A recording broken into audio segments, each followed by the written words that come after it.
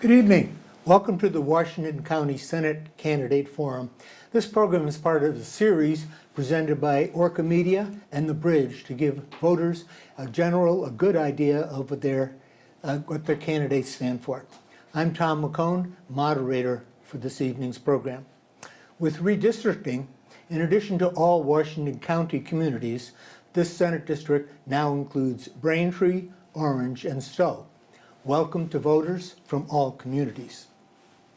These forums are intended to provide candidates with the opportunity to share their views and to explain why they think they should be elected.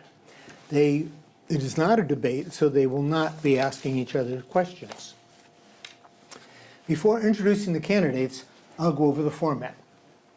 We ask the public for questions in advance, and we use that feedback to help us develop a list of questions from which we will draw this evening. The candidates were not given any questions in advance. During this program, we will also take call-in questions. A volunteer will write down those questions and pass them on to me. If you have a question you want to suggest, call us at 802-224-9901. That number will periodically be displayed on the bottom of the screen. We'll ask as many questions as we can fit into 90 minutes. Each candidate will have up to 2 minutes to introduce themselves, to explain why they are running, and to make opening remarks.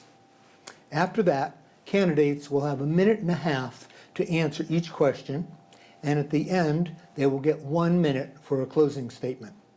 The moderator has the discretion to make adjustments should any be needed. We have a timer in the studio that will help the candidates to keep track of how much time they have left. For their opening statements, I will call on the candidates in the same order they are listed on the ballot. After that, I will vary the order so that each candidate has the opportunity to go first and last, and so that they do not always go before or after the same people. This district has 3 senators, so you will be able to vote for up to 3 candidates. Now, let's meet the candidates. Paul Matthew Bean is a Republican from Northfield. Welcome, Paul. Thank you. Ann Cummings is a Democrat from Montpelier. Welcome, Ann. Thank you. Dexter LeFavour of Middlesex is running as a Republican and Libertarian. Welcome, Dexter. Andrew Perchlik of Marshfield is running as a Democrat and Progressive. Welcome, Andrew. Thank you. And Ann Watson of Montpelier is also running as a Democrat and Progressive. Welcome, Ann. It's good to be here. The 6th candidate on the ballot, Dwayne Tucker, a Republican from Barrytown, was invited but is not with us this evening. So now we're going to move on to the candidates' opening statements. So we will be doing these in the order in which I just introduced the candidates. It'll be Paul, Ann Cummings, Dexter, Andrew, and then Ann Watson. So Paul, would you start for us? Sure. So my name's Paul Bean. I'm from Northfield, Vermont. I grew up on a dairy farm that was converted into a Chevy dealership long before I was born. I went to the University of Vermont. I studied public communications. Throughout my schooling there, I sold things online, everything from books to inflatable pools to records, Amazon, eBay, that kind of thing. It was pretty cool. Recently, I've worked for Cardinal Point Screen Printing and Embroidery in Northfield. I work for Fortune Marketing in Barrie. I've done some painting. I've done some landscaping this summer. Done all sorts of work. But now I'm stepping in as a young, aspiring political leader, politician, whatever you want to call me. I'm a Republican candidate, and I'm running because I think Vermont needs a young voice. I think it's really important that there's a young voice and that young people are represented. I think I know as well as anyone why young people are leaving the state of Vermont in such high numbers. My campaign is about self-sufficient state economy, workforce development, environmental stewardship, and individual responsibility. And I see that the timer is not going. That's right. But I'm going to go ahead and finish my statement because I think that was about 2 minutes. Okay. So thank you very much. Thank you very much, Paul. Ann Cummings. Thank you, and thank you for having us here tonight. I'm Ann Cummings. I am the veteran, I guess, by far. I've been in the Senate for over 20 years. I keep doing this because I believe in democracy. I really like working with people, bringing them together, and solving our mutual problems. I think that's very important. I think this year I would like to go back because I think that's more important than ever. This country has been through an immense amount of social change. Democracy is under a threat that it has never been under before. We're even starting to see some of that uncivility filter down into Vermont. I think it's very important that we have a voice in the legislature that is committed to bringing all different people together, to treat them with respect, and to work out mutual solutions to very serious problems that we're going to be dealing with. We're going to be dealing with climate and the housing crisis and the economy and the national economy and the world and inflation. It's going to be vitally important that we hold together and that we not devolve into fighting. I think it's also important, we are seeing a third turnover. A third of the legislators in both the House and the Senate are not coming back. We're losing a lot of institutional memory. I've been told this is the biggest turnover since World War II. And so I think it's important that we get new young voices, but I think it's also important that we have some voices of experience there. And I would like to be one of those voices. Thank you, Ann. Dexter. Thank you, Tom. My name is Dexter LeFavour. I live in Middlesex. I've been in Vermont since 1981. I grew up outside of Boston, and my family would vacation in the mountains. We were tent campers, and we traveled throughout northern New England, and I became a skier along the way, and just really craved a chance to explore life in the mountains. And that happened to me in 1981. I was 3 years out of college. I found a job in the Burlington area. So I moved here at the age of 24, and went right to work. Over the years, I left for a couple of years due to there was a recession, and I was faced with either being laid off or relocating to New York. So I did that for a couple of years. But the time I was gone, I just totally wanted to get back. I did make a good start financially in New York, and then came back a couple of years later and settled in Middlesex, and I've been there ever since. I've raised 4 kids there. 2 have been through U32 with you, and 2 others have been through U32 after you. Great success with them. 3 out of the 4 of them are still in Vermont, and the 4th is living in Dominican Republic as a yoga instructor and surfer, so not a bad lifestyle. I'm running to bring balance to the legislature. I think that the imbalance that exists right now is something that could benefit from a shift. So I would represent that shift. I'm grateful to have the nominations of both the Republican and Libertarian parties, although I consider myself an independent and not a member of either party. So that's kind of a curious distinction, but it's one that I feel strongly about. And I feel well aligned with both parties as far as being fiscal conservative and socially liberal. Gives me room in both of those groups. I've got a lot of friends in all parties, DPLR. I've got friends all across the spectrum, and that's part of what I want to do in the legislature is work with these friends and do the hard work to make the changes that'll make Vermont better. Thank you. Okay. Thank you, Dexter. Andrew. Yeah, thank you. I am a candidate for state senate this year. I've been a senator for the last 4 years, and I want to be a candidate again to hope to get reelected as state senator to serve the people of the district. I believe strongly in public service. I was a Peace Corps volunteer after college. My first job in Vermont was as a VISTA volunteer. And then when we moved to Marshfield, where we raised our 3 children, I was active in that community, was on the select board, was on the volunteer fire department for many years, active in several community organizations and nonprofits in the area. And as I said, for the last 4 years as state senator. And I want to continue that service for the people of the district. Specifically, I want to work on policies that support and advance the well-being of children and families in the district.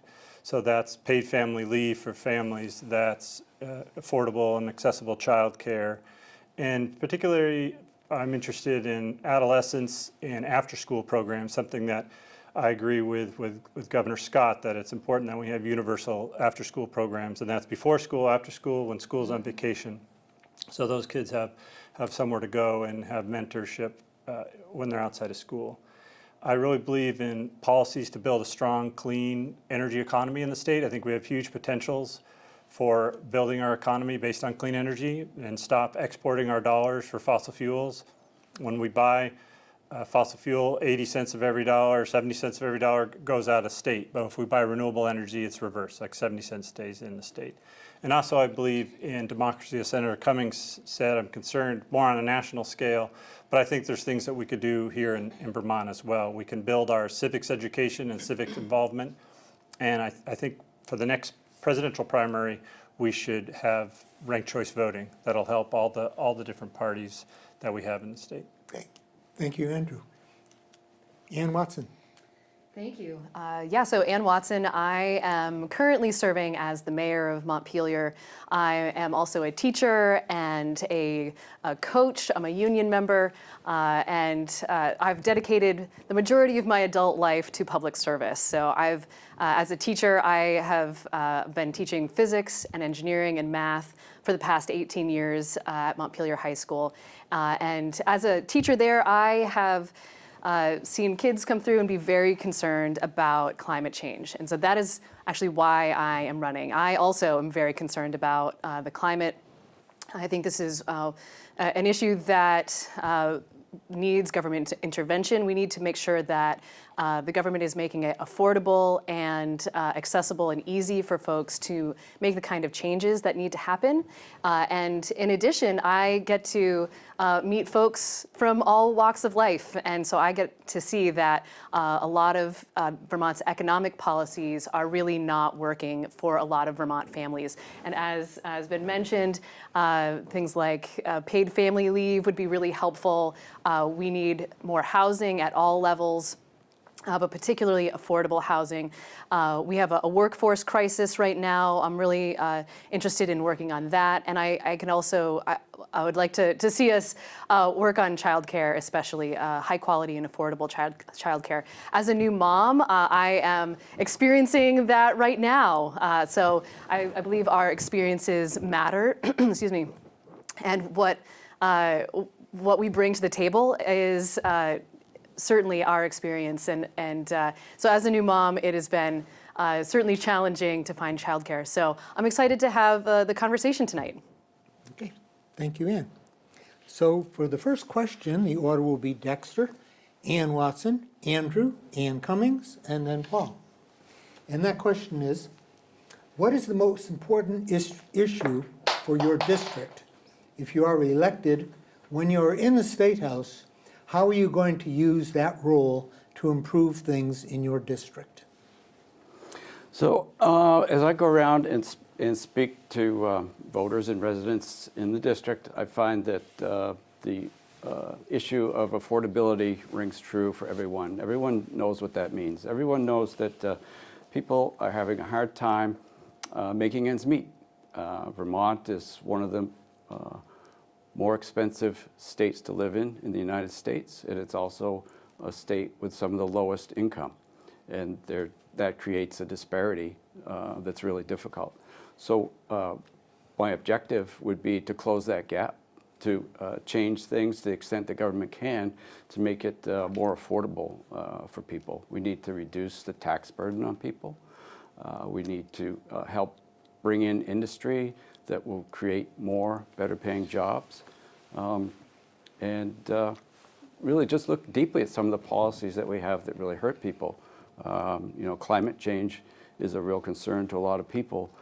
Vermont's done a lot over the decades in bringing renewables into the communities, but it's done so in a way that has hurt people financially. Efficiency Vermont, I think, is a good example of a program that puts a 6% tax on everyone's electric bill and benefits more wealthy people. So those are the kinds of things that need to change. I will promote sensible policy with respect to energy and climate change. Okay. Thank you, Dexter. Ann? Yeah, thank you. So one of the issues that I have been hearing over and over about from folks in the district is the need for housing. And we know a lot of folks in the Washington district are renters and are finding their rents are increasing and or they're being pushed out. I have friends who are actually, their landlords are selling the building and they're being forced to move. And they're finding that there's very little, if anything, available.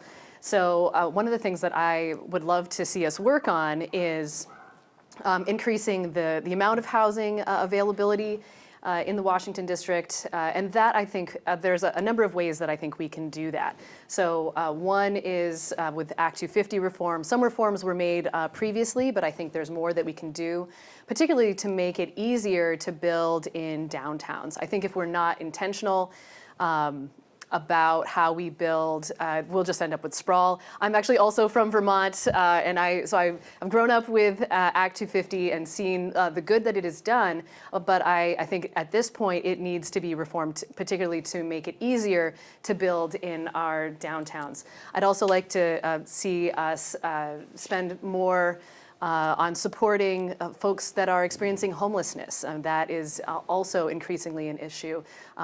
So yeah. Okay. Thank you, Ann. Andrew? The reason I brought up children and family in my open statement is that I hear a lot about concerns about our children and to an extension, family.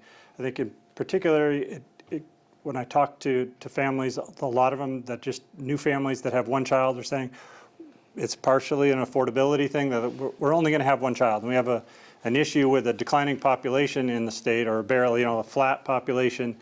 And we need, I think, to support families, to encourage those families that want to have more than one child, to have more than one child, to have a growing population and a vibrant youth population in the state. And I think there's a lot of things that we can do to support families to have the children that they want to have, and to support those families when they exist. And that's the child care, that's the after-school programs. But also, I hear a lot of concern just about the state of our adolescents and our high school students, and the amount of anxiety and mental health kind of issues. We have problems in the state with acute mental health issues with our youth. We have no beds. I talk to parents that have a child that goes through a mental health crisis and they get locked in the emergency room for days, weeks at a time. So there's things that we can do for very acute situations with mental health with adolescents, but also just the day-to-day work that we do in our schools, and really support our public school system and have strong community schools that build stronger Vermonters for the future. Thank you, Andrew. Ann Cummings? Okay, thank you. I don't think there's any one issue that is focused on the Washington district. I think we're all going to have an issue in how do we integrate the 3 towns that we picked up. How do we reach out to them and hear their specific issues? And I think last year we did some town hall meetings over Zoom, and that worked well. And I think we've all committed that we're going to do those as we go through the session, so that we can hear from places like Braintree are fairly remote. And it's a good drive to get down there, and not a lot of big events to get to know people. I think in this area, a lot of the issues we've talked about are really quality of life. The pandemic taught us that child care and paid leave, good health care, affordability are all vitally important. I think I chair finance. I have for a long time. We deal with taxes, and we all know what we need. Where we hit a wall is how we pay for it. All the programs we like, the countries that have them, my son lives in Canada, pay a much higher percent of their income in taxes, and that's going to be a challenge for us. Okay. Thank you, Ann. And Paul? Sure. I think when I hear from people and when I'm talking with people, and what I've gathered is I think the biggest issue overall is definitely affordability. I'd like to think of it in two different demographics of people that I really am looking to represent. Is you have, of course, the young people who are in the state. They're leaving in droves. There's not a lot of housing. There's not a lot of economic opportunity that is considered high quality. And then there's the second demographic of people, and that is the older generation. I'm thinking of, my grandparents, for example, and they're kind of looking at their lives and where they're at, and they're saying, I'm on a fixed income. I'm not really looking to go take a part-time job driving a bus or, watching chairs at Sugarbush or something like that to make ends meet. So I think we have to think about, in the legislature, what can we do to ensure that things are affordable and that we're not continually piling on costs. And also we need to, it comes back to workforce development for me. I think we have to be educating our youth on the opportunities that do exist within our state without going to college.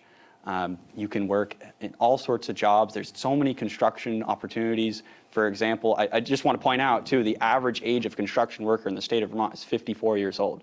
So there's a gap here. There's opportunities for people to work in this state and stay here, especially younger people coming out of high school. So. Okay, thank you, Paul. For the next question, the order will be Ann Watson, Andrew Perchlik, Ann Cummings, Paul Bean, Dexter LeFavour. And this topic has already come up. I knew it would before we even got to it, but this is about housing. So first the context, then second the question. So the context. We are in the midst of a housing crisis in Vermont. Housing prices are up, mortgage rates are up, rents are up, and there are not enough available units to rent or to buy. Anecdotally, we have heard of teachers and others from out of state accepting jobs here only to back out when they couldn't find a place to live. Housing is a widespread problem, but it is especially hard on low-income and moderate-income Vermonters. The question, do you think that the Vermont legislature should do more to support housing, and especially to support affordable housing? If so, what? So Ann, you're first. Sure, thank you. So as I mentioned earlier, housing is certainly on my radar as an issue that needs to be addressed.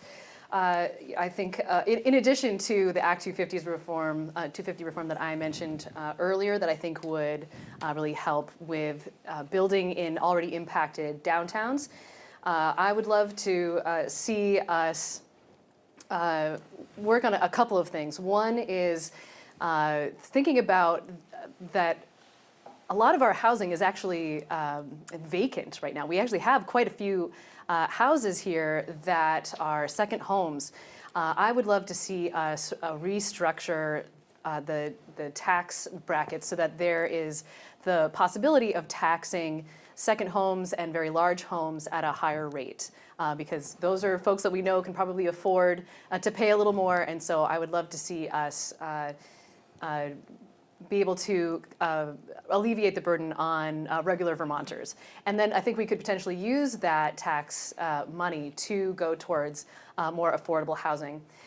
Second thing, I'm very interested in what Burlington has done in terms of the regulating Airbnbs and using the money there to go towards affordable housing as well.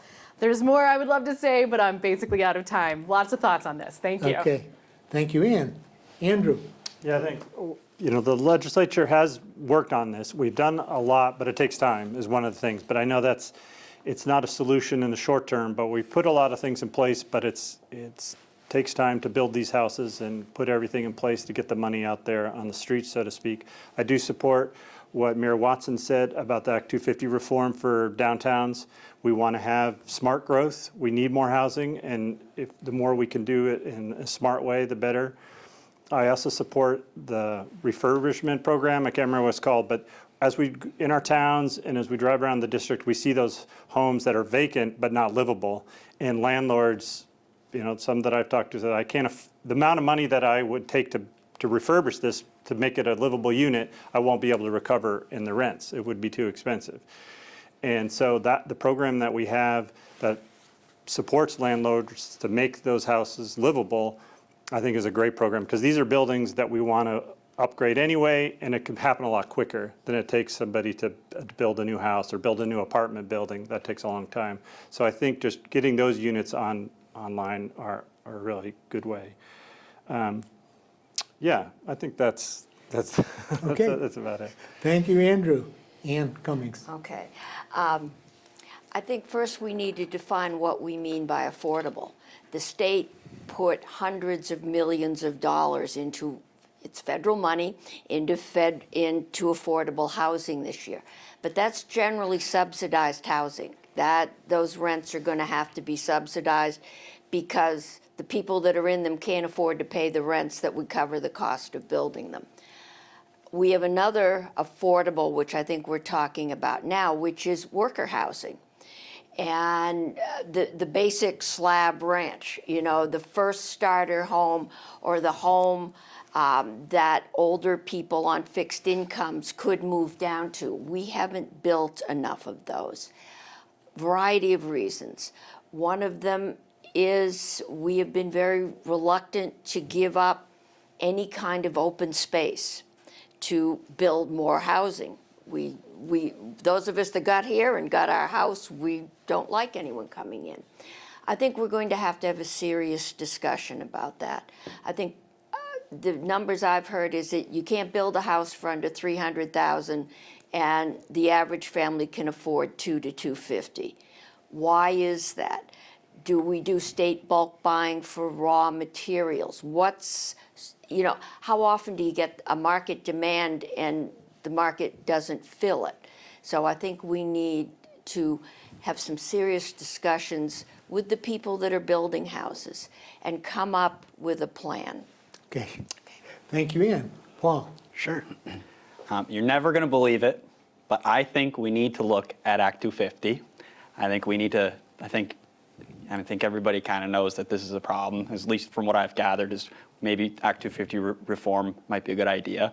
I think we have to think about how the way that it's structured, at least from when I talk to builders and developers, they say, we're very picky about the projects that we choose to pursue, essentially because, they're concerned if they work or try to go after a project that's too big, it's going to trigger Act 250.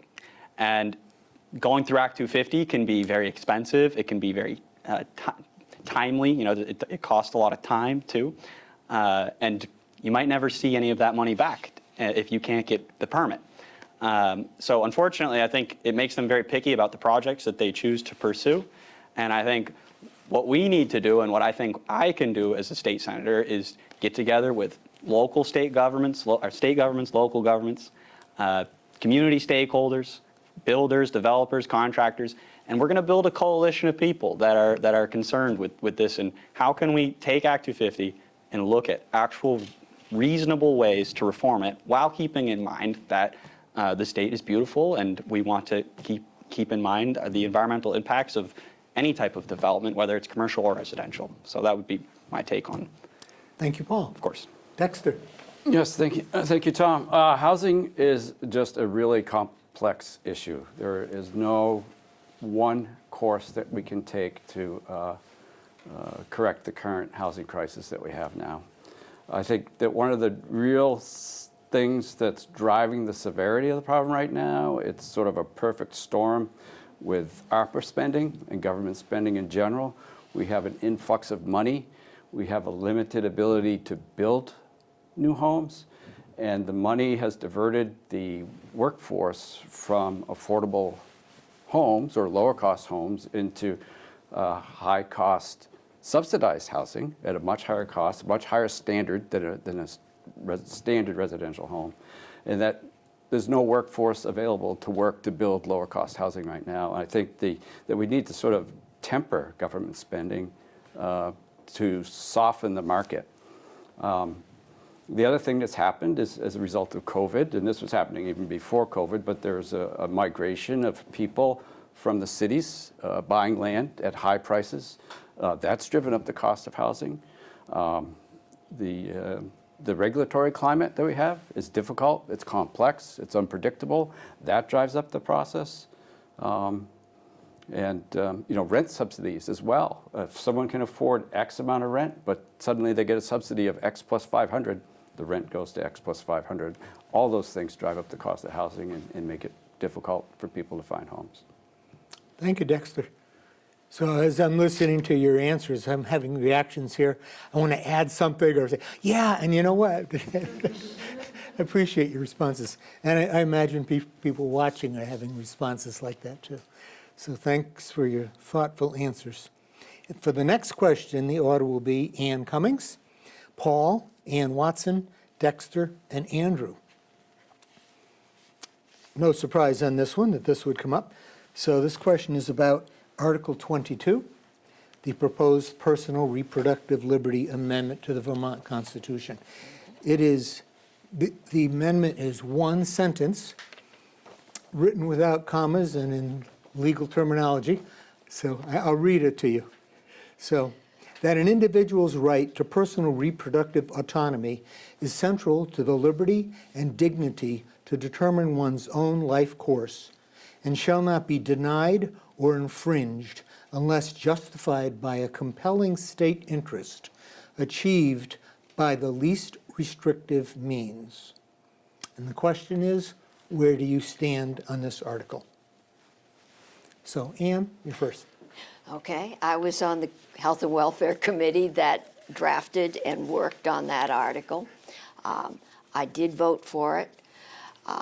Vermont law right now does protect a woman's right to choose, but this was done before Roe v. Wade was overturned, but there was a lot of concern that it would be.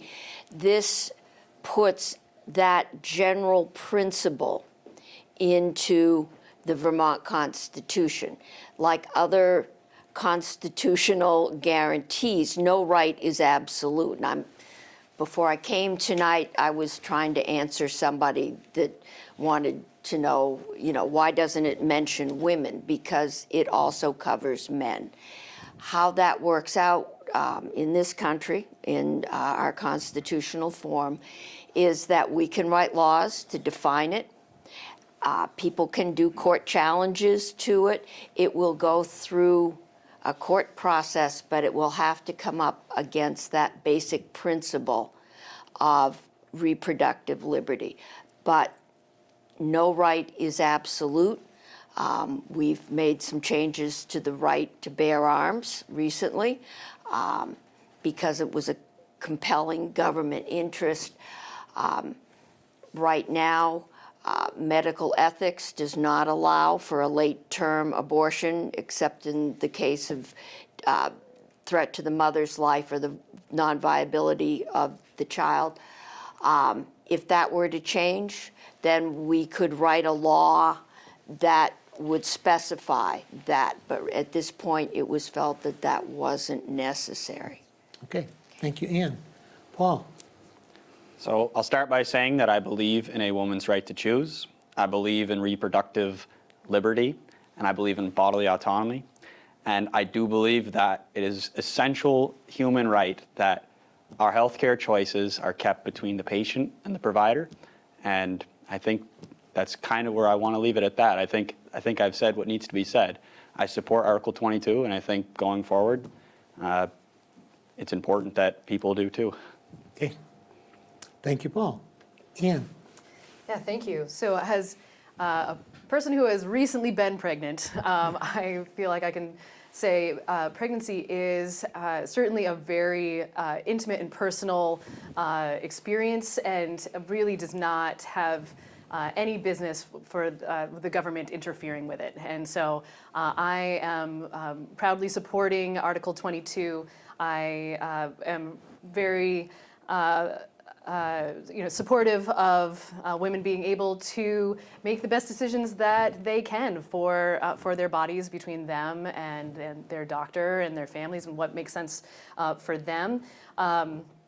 And one of the other things that I appreciate about Article 22 is that it also addresses forced sterilization. Vermont has a terrible history with that.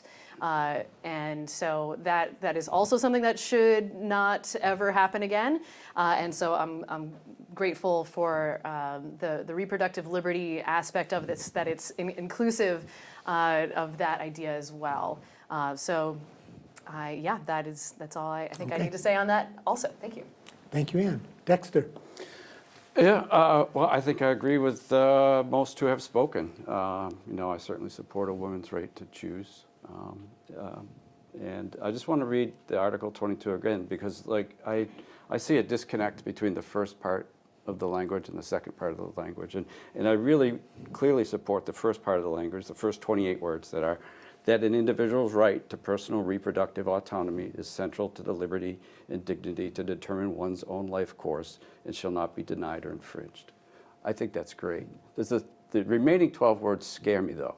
And it goes, I think, to what Ann was talking about the history of forced sterilization in Vermont. And these are the final 12 words. Unless justified by a compelling state interest achieved by the least restrictive means. And I just have a real concern that that could be opened up to things such as forced sterilization, things such as giving a father a right over the reproductive rights of a mother, because this is not gender specific. So I think there's a lot of concerns with the language that's there. The bottom line is that the voters are going to decide on Article 22, and I support democracy, and I support people's opinions, and get out there and vote. Thank you. Thank you, Dexter. Andrew? Thanks, Tom. Yeah, I'm a strong supporter of Proposition 5, Article 22. Like Senator Cummings, I voted for it in the legislature. We had to vote for it twice. We voted for it in the 1920 biennium, and then we had an election after that vote, and those people that got reelected got a chance to vote for it again if they wanted to reconsider it. So it passed through two legislative bodies, separate legislative bodies, and now it's going in front of the people. I've already voted for it. I think it's important, even though we do have the statutory protection of reproductive liberty for women, we need to get the third branch of government involved. There is an unfortunate trend in other states of people trying to just change the law. If we just had a law, then it wouldn't be protected by the Constitution, and just a new legislature could come in and change it. So I want to have that protection of the third branch of government to make sure that if any law that gets passed in the future protects that right to choose and that reproductive liberty. And I think that's what the language says, and that's what will happen. And I think it's clear from the intent of the legislature and all the debate that happened in Senator Cummings' committee and throughout both bodies, that it was clear what the intent was, and that will be used by the courts in the future. Okay, thank you, Andrew. For the next question, the order will be Andrew, Dexter, Paul, Ann Watson, Ann Cummings. This question, again, the context first, and then the question. So this is about LGBTQ plus protections, and I'm going to take that plus in a broad sense, as you'll see. Many, if not most Vermonters, say they believe in the equal and equitable treatment of all people. However, we regularly see examples of Black Vermonters, other people with darker than white skin, or foreign accents, or less common religions, Indigenous Vermonters, or members of our LGBTQ plus communities targeted or threatened. Just last week, in one of these forums in this very studio, the sole Black candidate seeking to represent Montpelier in the Vermont State House said he does not campaign door to door because of the reaction he expects from 30 to 40% of those answering doors. We have periodically had incidents of the vandalizing and burning of Black Lives Matter, rainbow, and trans signs or flags. And then the question, should the legislature strengthen Vermont's bias and hate crime statutes? So, Andrew, you're first. Yeah, I think on the face of it, the quick answer would be yes. I haven't looked into that, so I don't have a specific example about the crime aspect. We did pass 2 laws while I've been in there about panic defense laws that have happened in cases where people have murdered or attacked either gay or trans people, and they've said that they panicked and that was their defense because they were just so shocked to be approached by somebody like that. We took that defense away from them in the court of law, so they can't use that anymore. So I think things like that we need to pass. We definitely need to make our schools more affirming. We've had some examples in sporting events over the last couple of years with people being yelled at by the fans for their racial identity or their sexual identity, and I think the School Principals Association that monitors sports needs to do a better job of making sure that doesn't continue, and that all of our athletes feel safe going out there and playing sports, which I think is a great activity for our school children, but they need to be able to do it safely. And yeah, we have a problem in Vermont with racism and transphobia and queerphobia and even anti-Semitism, and something that we need to address. We did pass a law about the Truth and Reconciliation Commission that's just kind of getting its work started, but I think part of their work will be to study this and really lay out all the problems and some of our history that we can learn from. Thank you, Andrew. Dexter. So I appreciate Andrew's input there, and pleased to hear that the legislature has taken some actions to tighten the laws around racism and transphobic, LGBT, anything really inequitable towards anyone of any type of minority. And I would support, more limits where it makes sense.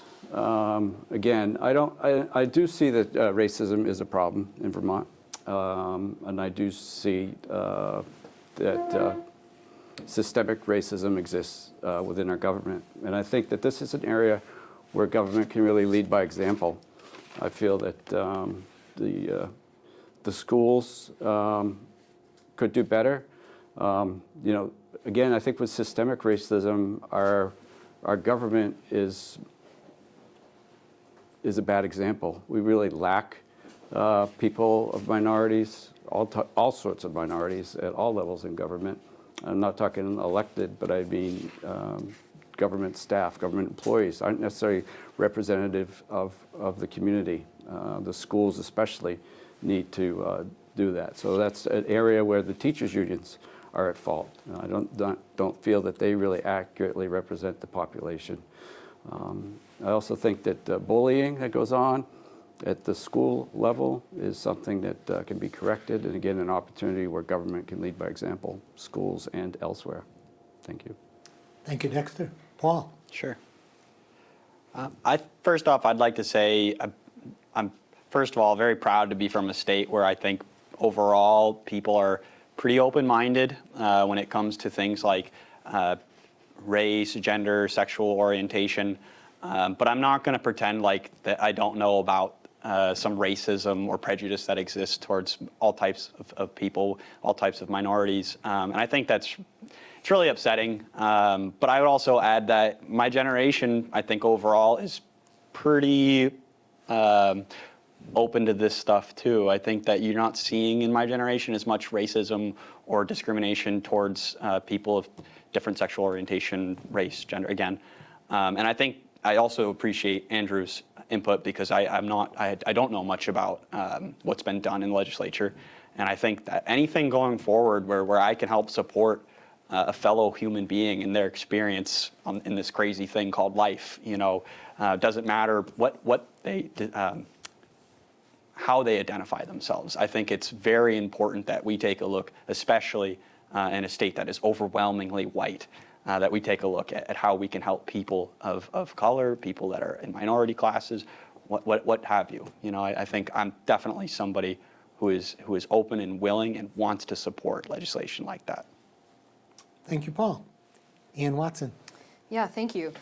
So to answer the question pretty directly, I would certainly be interested in looking at strengthening Vermont's bias and hate crime laws. But I guess I would also, in addition to that, point at three other things that I think are worth examining. So, because beyond just punishing something, I think it's important to do the work to try to help people understand their own implicit biases, and that takes intention and time and digging. And so I would love to see the state support implicit bias training across a variety of sectors. I would like to see us support positively the teaching of actual history in classrooms, making sure that we're teaching everything that is truly a part of history, even if it is embarrassing for white people, right? Like that is something that we need to be honest about and learn from. And then the last thing I would suggest is I think we need to be intentional about examining the systems that our governments had. Something that we've done in Montpelier is had an equity assessment done, and I think that could be beneficial at the state level because our systems really were built for and by wealthy, straight, white people. So, and actually mostly men. I'll throw that in there as well. So, thank you. Thank you. Thanks, Ann. And Ann Cummings. And me. We've done a lot with the law. We may have done as much as we can at this point. The law tells you what you can't do. But what we're really talking about, and you're bringing up all my old sociology training, is prejudice and bias and how people feel about people who are different than they are. The law can tell you how you can act on those feelings. But what we're really talking about is how do you change those feelings? How do you make people understand that the people that don't look like you really are something like you, but but they also have a different culture and maybe different traditions, and to learn to respect those. And I think that's where the challenge is for us. I think we can start in the schools, but I think you're going to find that the kids yelling epithets at ball games are hearing those words at home. How do you get that kind of a discussion? And it takes some courage for the people that are being victimized and to speak out to their classmates or to their fellow citizens about how that works. I think that's the really big challenge for us. It's not the law. It's really how we feel about each other. Okay. Thank you, Ann. For the next question, the order will be Paul, Ann Cummings, Dexter, Andrew, and Ann Watson. And the question is about the labor shortage. The governor and many others have frequently said that we need to attract new families and workers to Vermont and do a better job of keeping our own young people here. What can the legislature do to attract and keep workers in Vermont? And Paul, you get to start. Sure. So first off, I'd like to point out, once again, we obviously have a workforce crisis. 20,000 jobs short in workforce participation. That's different than unemployment. So 20,000 people who are not participating in the workforce less. And I think than numbers previous to, actually I think it was even before COVID, if I'm not mistaken.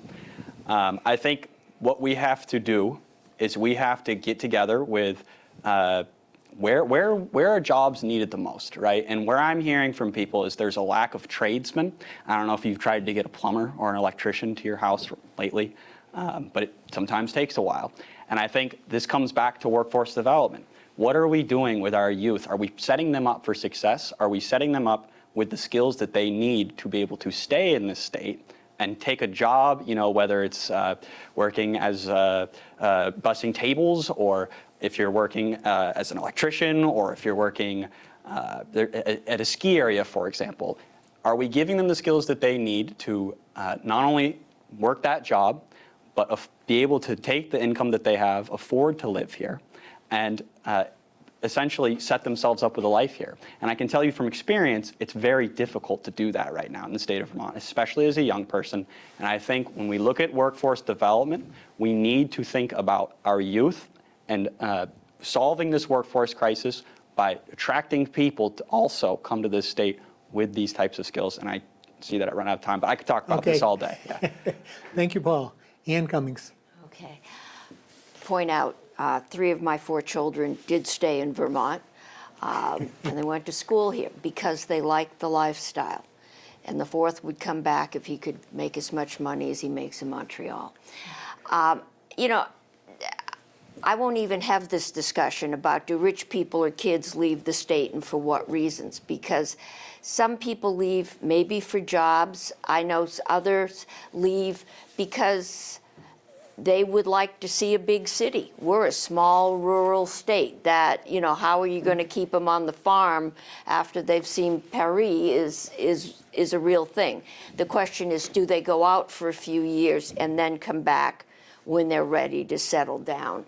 So we need to keep Vermont as a desirable place. I think we need to do a better job of marketing Vermont as a desirable place.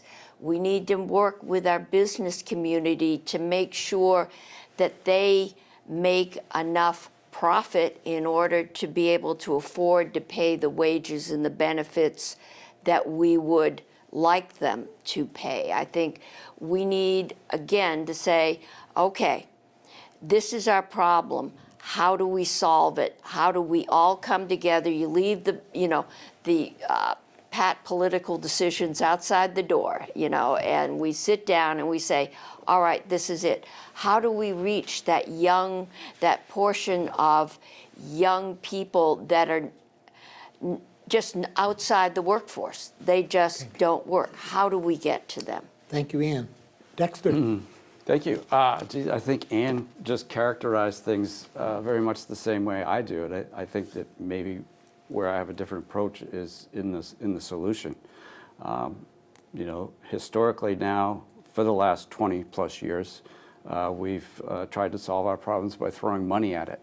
And that just doesn't work. Money spending at state level, taxing and trying to solve these problems with more spending is driving up the cost of living. And affordability is definitely part of the reason that keeps young people out here. She's correct that, and I agree that many people leave Vermont for the city because that's where they want to live. You know, and I am the first to say that Vermont is not right for everyone. Vermont is right for me. I'm into it deep, and I love it here. I can't wait for winter, but I'm one of those nuts. But anyway, again, I think it's affordability, especially, you know, I think the demographic problem that we have around jobs is really going to be solved with young people. We've already got like Paul said, the average age of a construction worker is 54 years old. We're not going to bring that down with old people, right? So we need to find a way to attract young people and to keep our young people that want to stay here. And realizing that Vermont's not right for everyone. But we do have a lifestyle here that's really awesome. So marketing that and making it apparent to others is a good way to attract people as well. Thank you, Dexter. Andrew. Yeah, I think it's important just to say something about the question. I agree that the workforce situation is a crisis, and we have a huge problem with all of our employees finding the workers that they want to find. But I don't think it's because youth people are leaving the state. I think the question is like, how do we keep workers here? I think it's kind of a myth that a lot of young people leave the state. A lot of young people do leave the state, but a lot of young people leave all the states. Like if you go to New Hampshire, Maine, other New England, other states, people leave other states. It's just something that a lot of young people want to do, want to try things, do. We have a lot of young people that move back to Vermont. And so the statistics that I have seen do not show that that's specifically the problem. And I bring that up just because I don't want us to focus on the wrong solution. Like trying to keep them here really isn't, I think, but I agree with what other people have said, is like, how do we encourage them when they do come back, or if they decide not to leave, find a meaningful career here? And I agree with Paul that the trades is a great place to expand the workforce, not just the traditional trades, the construction workers, the plumbers and electricians that we need, but the digital entrepreneurs and other artistic trades that we could have people go into. I think our trade schools are underappreciated and underfunded, and we could do a lot more to bring more people into those schools and support them.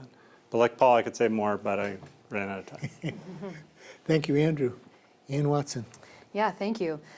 So I've got 3 solutions that I would love to talk about. One is childcare. So just in knocking on doors, talking to folks about issues on their mind, it is not uncommon to hear that people are spending $20,000 to $40,000 on childcare, especially if they have multiple children. That's a tough burden for anybody, and at that scale, families are having to have really hard conversations about, is it worth it to put a kid in childcare or to stay home? So where are the workers? At least some of them are home taking care of their kids. And so I think having a universal pre-K, having more high quality, affordable childcare accessible just across Vermont would be beneficial in bringing back some folks to the workforce. Second thing, we used to have a program, maybe we still do, I'm not sure, about paying folks to move to Vermont. I think if we can pay people to move here, then I think we can also afford to look at paying to keep people here. And one of the forms I'd like us to look at is in the form of debt relief. So certainly students leave the state and then come back. I was one of those as well. But being able to provide debt relief would be, I think, really attractive to a lot of graduates. And the third thing, which I am out of time for, I will just say Woodstock has an interesting model around potentially looking at housing trusts. Okay, thank you, Ann. For the next question, the order will be Dexter, Ann Watson, Andrew, Ann Cummings, and Paul. And this question is about climate change. As early as the 1970s, scientists began warning us that human behaviors were significantly changing the climate.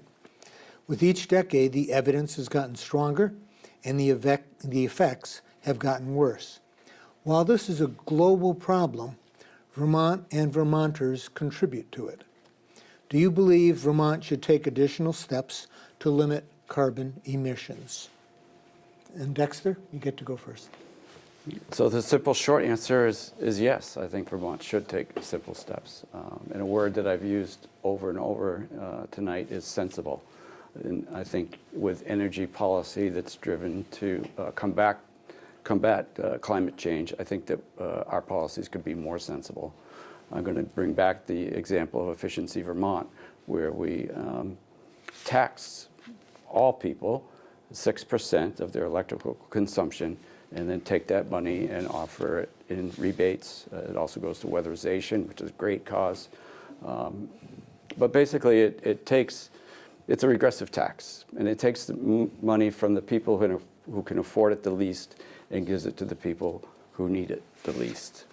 So we're putting solar panels on wealthy people's houses at the expense of low-income people, and that's just not sensible policy.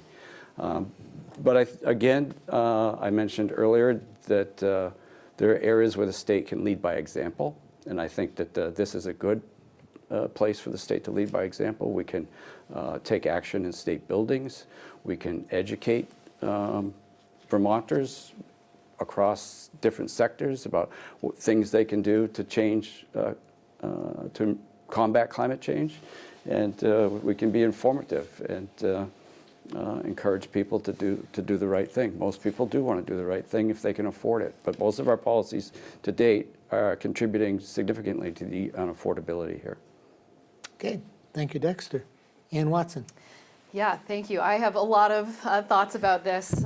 So one of the things that I've been talking a lot about during this campaign is something called the split incentive, where renters who are paying for heat may be stuck paying high prices for oil because they have their landlords have no financial incentive to make energy improvements to the home.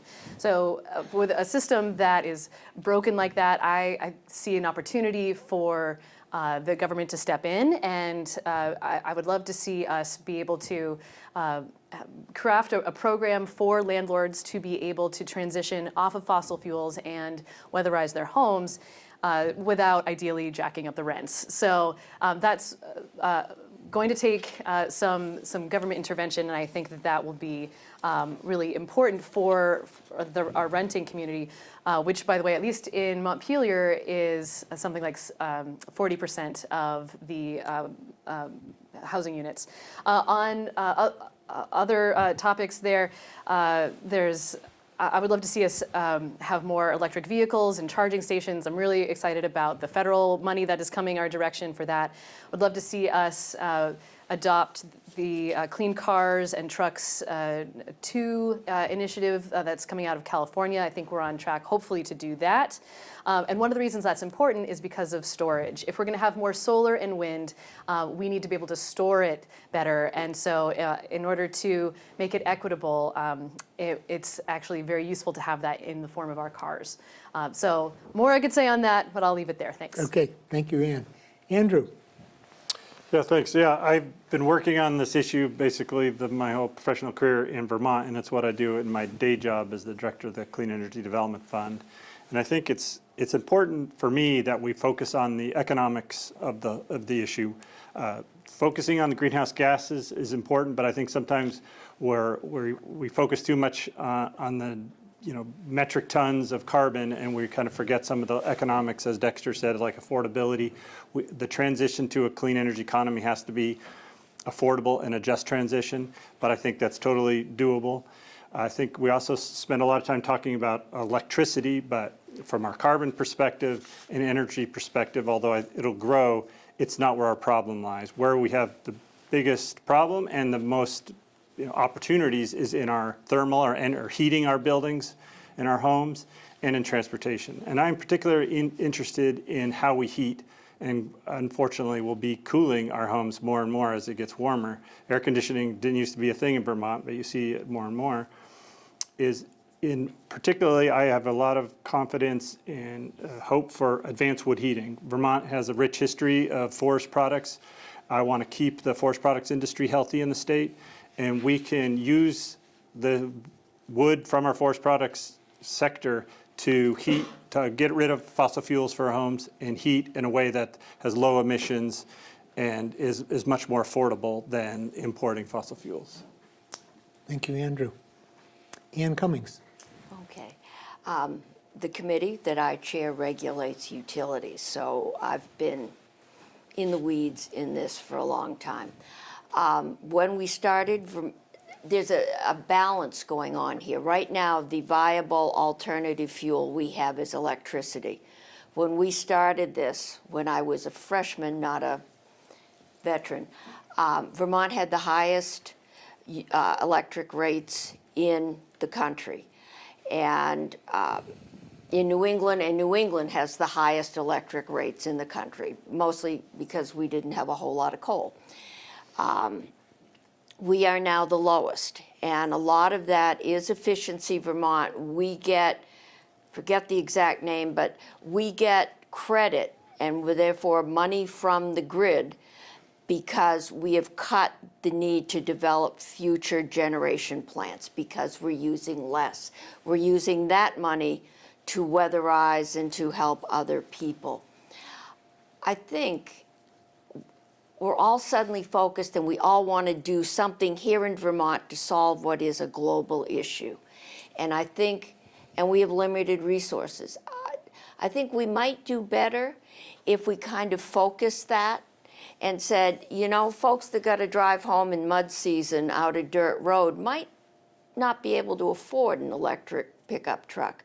So maybe we could focus on the areas, the more urban areas that have paved roads, and work, you know, just keep working through those more concentrated and then move out. Okay. Thank you, Ann. And Paul? Sure. I think we have to take action to mitigate climate change, and there is certainly climate phenomena taking place that is causing so much of our natural disasters. For example, rain amounts. There's certainly been an increase of precipitation within the past few years, and I think that's something we need to take very seriously. Should we limit carbon emissions? Absolutely. I think if we're going to be heading further into the future, it's obvious to me that electric vehicles are a way that we can do that. I think it's awesome that the state of Vermont produces 100% renewable electricity. I think that's something to really be proud of. But I think ultimately, you know, we have to make sure that when we're plugging in our electric vehicles, that we're plugging our electric vehicles into renewable energy sources. And when we're buying electricity from out of state, it's not always renewable electricity. Because yes, the state of Vermont, it's 100% of what we produce is renewable, but our usage, a lot of it comes from out of state and is not renewable. And I think when it comes to renewable energy, we have to increase our electrical capacity. We need the workforce to increase our electrical capacity. Right now, we don't have that. And if we're going to do that, it comes back to workforce development. It also comes back to environmental stewardship. So how can we build our economy going forward and increase our electrical capacity and go the direction that we need to do to create electrical, create electrical infrastructure combined with the needed workforce to get us there. So, Okay. Thank you. Thank you, Paul. For the next question, the order will be Ann Watson, Andrew, Ann Cummings, Paul, and Dexter. And this is about education funding and Act 46. Again, context and then the question. Getting education funding right has been an ongoing topic since before any of us here were born. So has been keeping education costs down. In recent decades, we have also tried to equalize educational opportunities so students in less affluent communities can have schooling experiences on par with those in wealthier communities. We love our local, often small schools, but they can be expensive to run. Vermont has among the highest per capita education costs in the nation. Act 46 tried to encourage a more coordinated approach that would increase efficiencies. It was one of the goals. So the question, do we need to change Act 46 or anything else about the way we fund or manage education for our young Vermonters? And Ann, you get to go first. Yeah, sure. Thank you. So Act 46, I think, was pretty problematic for a lot of communities. I understand the problem and the reason why it was appealing and seemed like a good idea. I agree that our education spending is very expensive, but I think that there are potentially other solutions. So I think the idea of forcing school districts to merge, that was pretty tough, and I would actually like to see that there might be a pathway for districts that merged that maybe it was actually illogical for them to merge, a pathway for them to unmerge if that seems fit to both communities. So that's one thing. And then in terms of an alternative, because our small schools are expensive to fund, I would love to see us explore the possibility of income-based funding instead of property tax based funding to support our education system. And I know that would be a major overhaul, but I think it warrants examination and I think has a lot of potential. So yeah, thank you. Thank you, Ann. Andrew. Yeah, thanks. I've been, the last 4 years, been on the education committee and got a lot of education. I still can't explain the education funding formula, but even folks that have been chair of the education committees can't explain it. So it's one of the things I would like to do is figure out how to make it a little simpler. Because I, like a lot of Vermonters, I like our small local schools, and I like that we have local votes and local control over the schools, but I understand the difficulties that makes when you're trying to control spending. We passed bills last year that did find a way to laid out a way for schools to separate if they want to, because when Act was written, it didn't really explain exactly how that goes, and that hasn't gone well. We also set up a committee to look at the income-based funding. Both Senator Cummings and I are on that summer committee, or it's turning into a fall committee. We're doing, just from now till the next session, studying how we could move more towards income or totally to an income-based education fund instead of a property tax. We already have income sensitivity to the property tax, but this would make it even more so and more equitable. Last year, we did the pupil weighting that is going to make it more equitable statewide. And we've done, like you've said, we've tried many things over the years to keep tinkering with it. I think some of the folks, including the teachers in schools, they're like, just take a break, quit changing things every year. But one specific thing I think we can do to help a little bit is we suspended the excess spending threshold that schools was one of the ways that we could govern too much spending at the local level. But we suspended that for a couple of years because of some of the Act 46 things. So we should make sure that gets back in place. Thank you, Andrew. Ann Cummings. Okay. I'm going to have to plead guilty. I chaired education when we did Act 46. Finance is eye deep in one of our areas is the education fund and the property tax. And I am co-chairing the committee that is looking into going more to income. I think what we're seeing in Vermont is that we have a tradition of small, very small local schools. We like our local schools. We like our local school boards having control over them.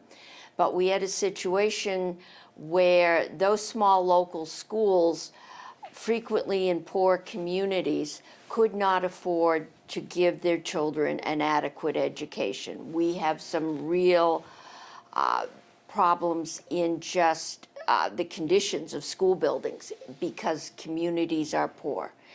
And Act 60 has done what it was supposed to. A penny on the tax rate raises the same amount in every town.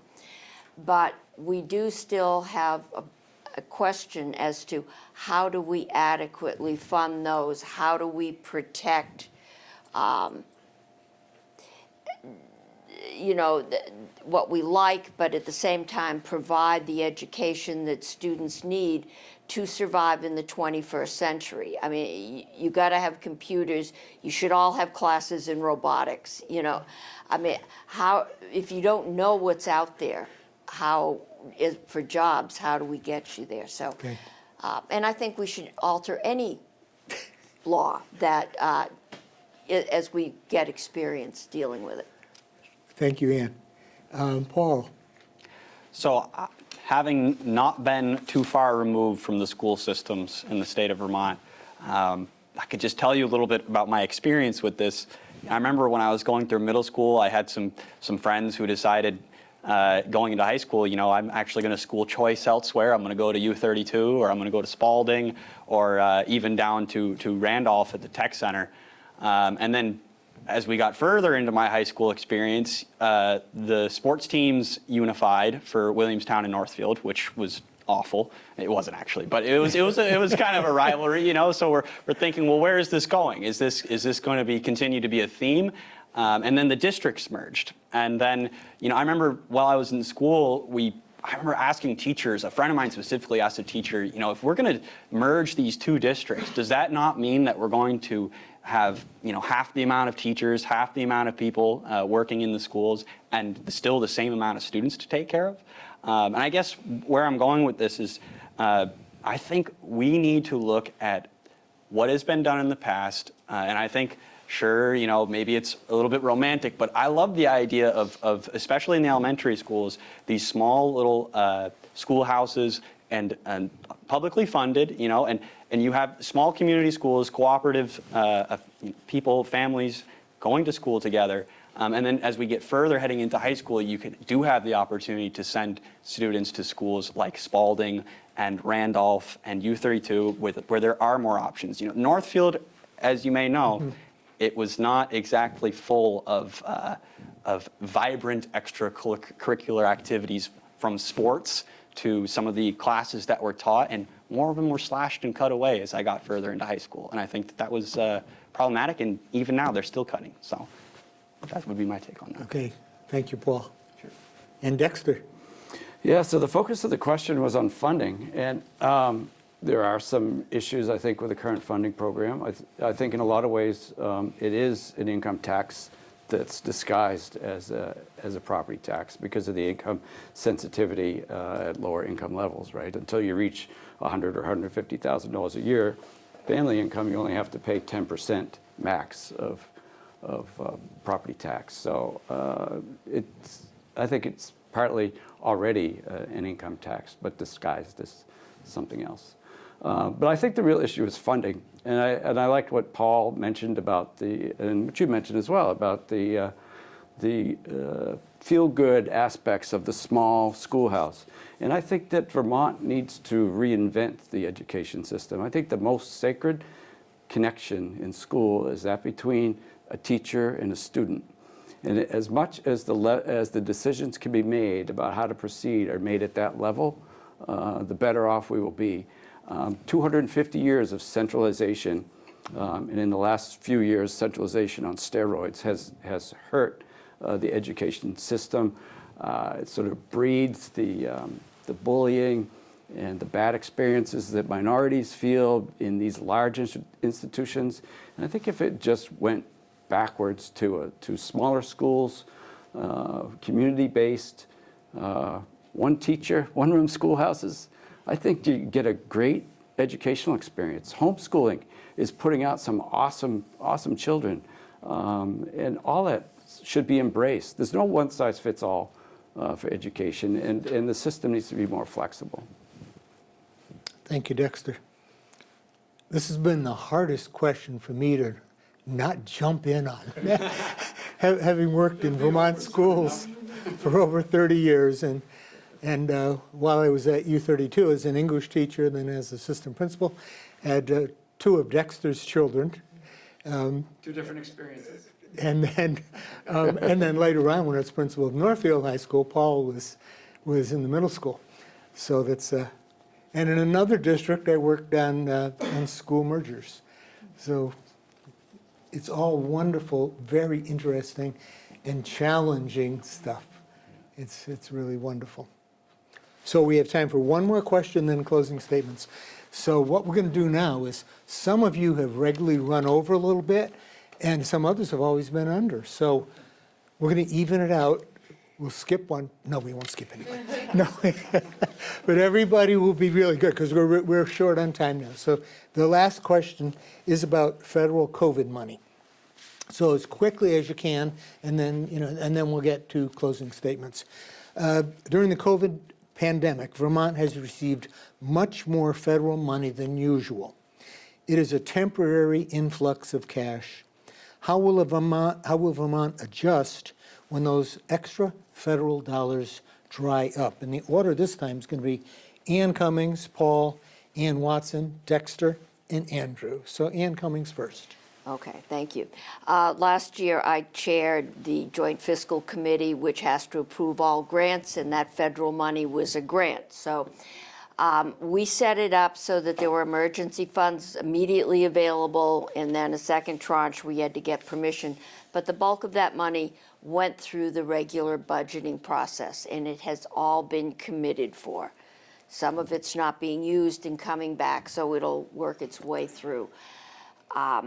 We have tried, and I think fairly successfully, not to put that money into ongoing expenses. We've tried, it's one-time money. We tried to do it as one-time expense. We put money aside for PCB cleanup in the schools because we had a surplus in the ed fund due to federal money. That's not, we don't have enough to clean it all up, we don't think, but it's a nest egg. It's something that's there. I think the big challenge will be getting the interest groups in the public to kind of focus back that we're not going to have that kind of influx going on. We're going back to what we fondly call the alligator jaw, which is our expenses just slightly exceed our income, and that's not if we have a recession. So that's going to be Okay. the big challenge. Thank you, Ann. Paul?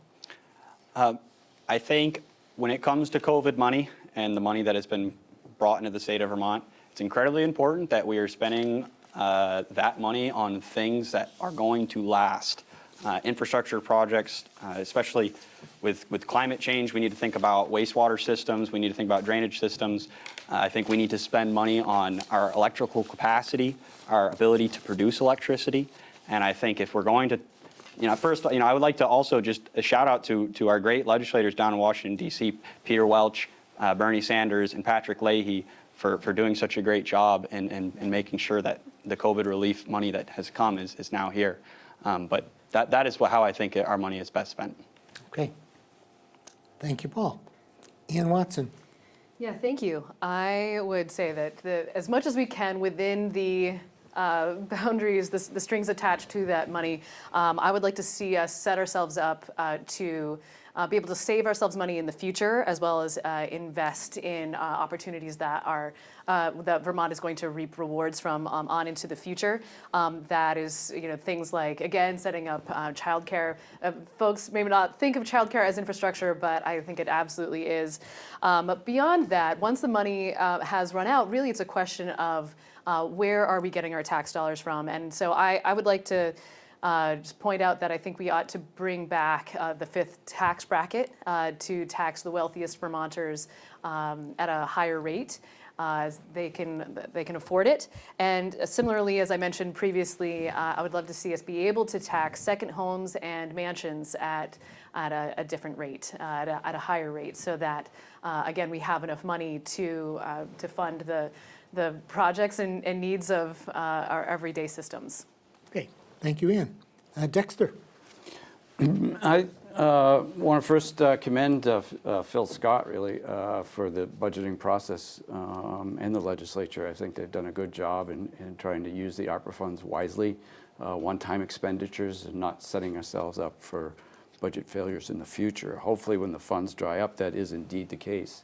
I really think that the effort to fund broadband to all corners of the state is really a wonderful thing. I think that'll go a long ways to building the economy, making Vermont more affordable from the standpoint of allowing people to work from home, perhaps at a higher income rate, and without the cost of transportation. That'll also have the benefit of helping the climate. So I think that broadband investment is really, really a critical thing. That being said, I have electricity at my farm thanks to the REA, which is now probably 80 years old electrical infrastructure, and it looks it. Washington Co-op has had a hard time keeping up with its infrastructure. I have a condemned pole that my transformer sits on, so that creates some interesting hurdles. So we do end up with infrastructure that is difficult to afford. So we need to, I think the state can take a lead in educating, working with communities and utilities to help ensure that we've got infrastructure that lasts. Okay. Thank you, Dexter. And Andrew?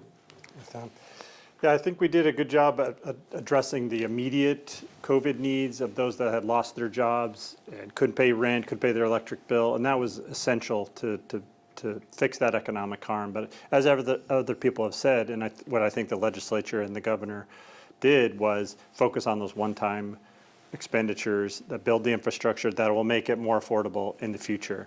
One of the things that I'm working on in my job in the state is using COVID money or ARPA money to improve schools' ventilation systems and their heating systems and their efficiency of their HVAC systems, because HVAC is tied to ventilation, it was eligible for COVID money, but we can do a lot within the whole HVAC system that's eligible, that's going to make it not only better for the students and the teachers that are working in those buildings, but cheaper to run. And I think that's an example of how we're using this money to make our lives better, but also will help us in the future to make it cheaper, more economical. Okay, thank you, Andrew. So in a moment, we'll get to closing statements. There'll be, you have 1 minute on those, and the order will be Andrew, Dexter, Paul, Ann Watson, and Ann Cummings. And the wonderful folks here at Orca have suggested if you would like to address the audience here, you could speak to the camera in the center. Or you can look at me, whichever you would like to do. So that's the camera, and Andrew, you get to go first. Yeah, well, thanks first to Orca. This is really important that these kind of events happen. There's not a lot of them, so I just thank Orca for doing it. Also, I want to thank the candidates. It's really important that we have candidates. There are Senate districts in the state that do not have competitive races. They're just like the two incumbents or something like that. So I think it's really a testament to the democracy here in the Washington district that at least all the times that I've been a candidate, there's been a strong showing of candidates, and I really want to take some time to say that. And just thanks those that have viewed and that are taking this election seriously, looking at the candidates. I hope you give me one of your 3 votes. I'm very eager to continue to serve the district for another 2 years, and I look forward to communicating with voters in any which way you want to communicate, whether that be text or phone or social media or email or walking down the driveway and having a discussion, and I hope to do more of that in the next 2 years. Thank you. Thank you, Andrew. Dexter. Thank you. I want to thank Orca and the Bridge for sponsoring this event and all the candidates for coming out. I want to thank everyone who's watching this video either live or later. Thank you for your interest. I really encourage voters to get informed. You can get more information about my position on all these issues. I got a video probably on each of them already at dexter4vt.com. I did want to focus a little bit on reaching out to people in the district. I'm in the process of visiting each select board and city council in the district. I've got 9 more to go out of 23, and it's been fun, a little bit of a road trip now and then, but appreciate getting out and trying to reach people. I've been to Braintree. I've even been to Braintree, and I got a warm response there. Stowe, I keep missing. They list their meetings as Monday night, but they actually meet on Tuesday. So that's been a challenge. But I thank, again, everybody who's been involved in this for participating and ask you to make informed decisions, do the research, and vote your will. Thank you. Thank you, Dexter. Paul. Certainly. Just want to thank everyone for having me. Thank you, Orca Media. Thank you to the candidates. So I think we talked about a little bit earlier that maybe it's not so true that some of our biggest issues in the state is our demographic issues, particularly when it comes to young people. But I can tell you anecdotally that we need more young people here. I can also tell you with statistics that we need more young people here. There's recently an article that came out in Washington Post talking about brain drain and how Vermont actually exports the most amount of college graduates, more than any other state in the country. And we're talking about people that we've attracted to the state, and now we are losing them to opportunities elsewhere around the country. I think it's really important that we set our youth up in the state for successful life here. I think that we need to teach people how to immerse themselves within their community, use the state as a home base and a launch pad, and also how can we get people in this state to interact with the entire world and compete at a global level. And I think that I'm running for office because I want to represent Washington County, and I want to represent all of Washington County. And we can't continue to elect only Democrats and progressives if we are to do that. So I hope that you'll give me one of your votes, possibly Dexter one of your votes, and that would be wonderful. So thank you very, very much. Thank you, Paul. Ann Watson. Yeah, thank you. I also want to thank the Bridge and Orca Media for hosting this, and thank you, Tom, for mediating.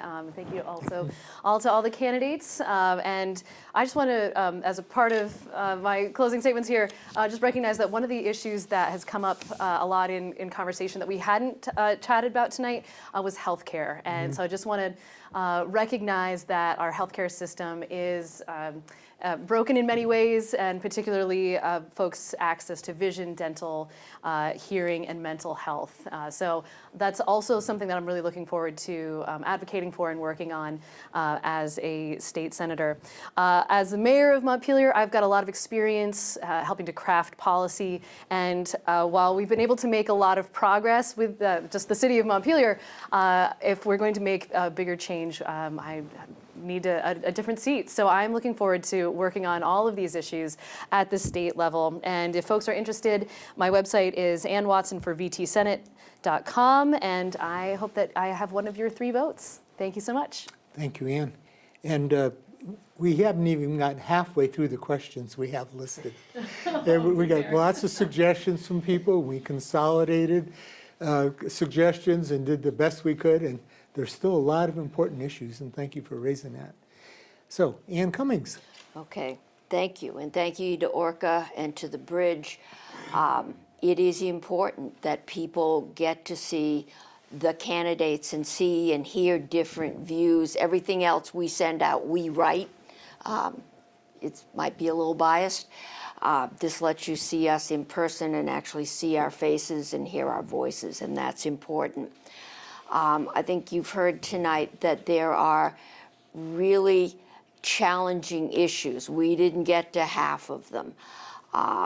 They are challenging, and they do require that we work and we work together.